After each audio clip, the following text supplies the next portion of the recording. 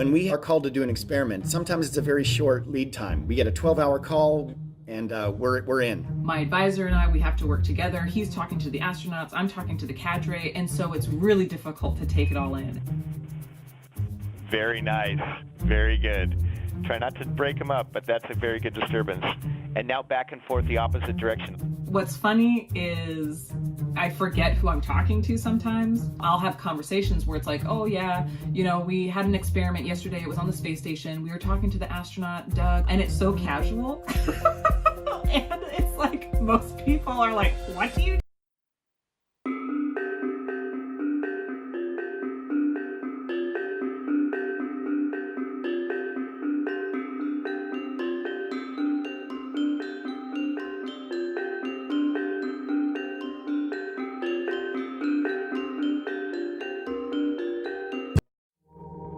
Throughout this season of NASA Explorers, you've seen what it takes to send science to space through the eyes of one team of researchers.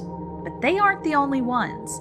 For 2 decades, the International Space Station has hosted science from thousands of researchers across the globe. The importance of the ISS to the research community is huge. From the very basic phenomenon of taking gravity out of the equation is that the ISS is really the only platform we have right now. It gives you access, long-term access, to a microgravity environment. You can do the experiments, on Earth, but those are almost a precursor to, okay, now let's remove gravity and see what happens. Does it change? If you're like me, you're a scientist who's trying to unravel the mysteries of science, and someone shows you a shiny new tool, which is microgravity, which can, make science different. And different is what we constantly shoot for. And different can take time. Before new scientific discoveries could be made, we had to transform an orbital outpost into an orbiting laboratory. In the early days, it was so focused on building, constructing station and making things safe. And then we started stepping up the number of hours a week that we can use crew time for experiments and research. That was a very exciting time. The space station would have more capabilities for science. They would have more equipment up there. They would have, freezers, glove boxes, microscopes, etc. Things that we could use to extend the scope of our science. Space station became a laboratory. It lent itself very well to this concept of fly an experiment, you get the results back, just like you would be in your own laboratory at home. You get more questions as well as answers. And during that time, a lot was learned. A lot of surprising things were learned. And with that knowledge now, we're developing experiments that are much more advanced in terms of their engineering application. It's been an extraordinary journey to watch over the past 20-odd years how this has all kind of come together and become, I wouldn't say routine, but accessible. And that's a really powerful thing. The same thing that gives us new insights also creates unique challenges. Microgravity changes the way everything works, including science. Working in space, as you can imagine, has a lot of challenges. Everything has to be compact. If you're gonna send something into space, it has to be small. And how can you fit an entire lab bench worth of science into something, your size of your hand? And yet, we still get great information. We still, are discovering things, all the time, and I think it's incredible. Up till the NASA twin study, I was an Earth investigator. The biggest adaptation that I had to make was, on Earth, there's an ample supply of all the tissue that you need, whether you need blood or you need urine. So we had to work together and figure out a plan on how to use 1 vial of blood instead of 10 vials of blood. The stress of these precious, this is the most precious samples I've ever worked with, was kind of novel. There were different students that all got together to create this project.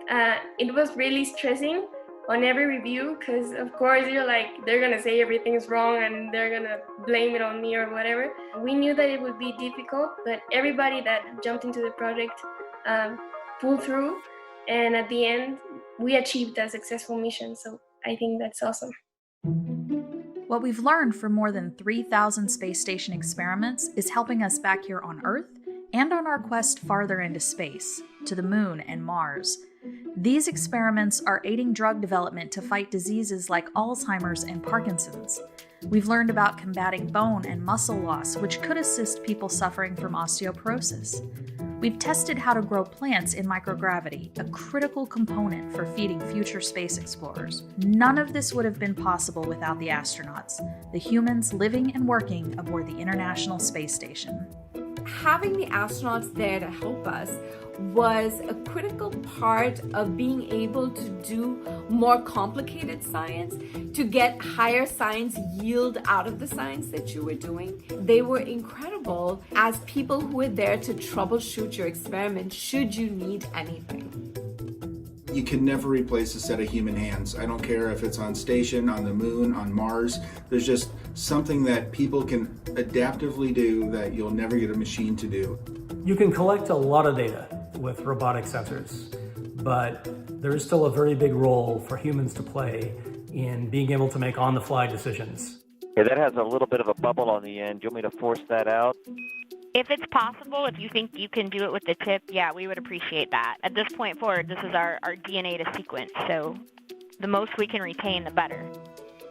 It was rewarding to be able to put my hands on and know that we're doing productive work. Sometimes we get thrown a curveball and something goes wrong. Station, Huntsville on 2 for TJ and ABRS. So now they go, all right, we got to get you to go into the guts of this thing, go find these 2 wires. Have you ever seen those scary movies where the bomb diffuser says, whatever you do, don't cut the red wire? That's kind of what it feels like. You've got somebody who's spent their life developing the research that you're working on, and you're about to go into the guts of his experiment, trusting you very well to do the right thing and not cut the wrong wire. But that's the kind of stuff we need to do when we start going farther and farther away, when we start encountering anomalies we didn't think were likely. And so the crew has to be able to be adaptable to be able to do that. And that was really exciting and fun to be able to accomplish. TJ, we copy that, and who would have thought a blown fuse would make so many people so happy? Jeff happened to be orbiting and looked outside the window and saw this eruption just happening. And then he said, hey, I wonder if anybody knows this volcano is erupting. And so he actually called the USGS and said, hey, I see a volcano erupting. Do you guys know about it? First, he had to convince them that he was actually who he was and was actually calling them from the space station. But once you get past that, they then confirmed with other data, like, well, you're right, it is erupting. So I think those are some of the ways in which the astronauts just play an incredibly valuable role when they're up there helping us with the experiments that we do.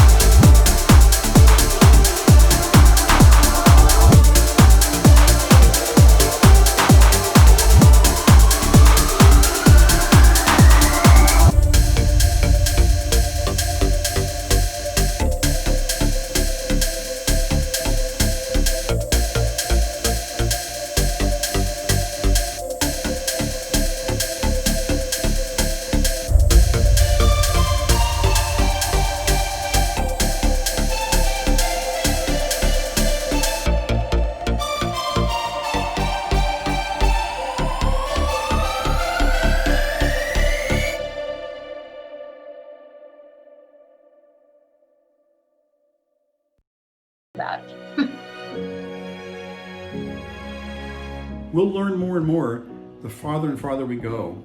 The first stepping stone, though, is the proving ground that we're calling International Space Station.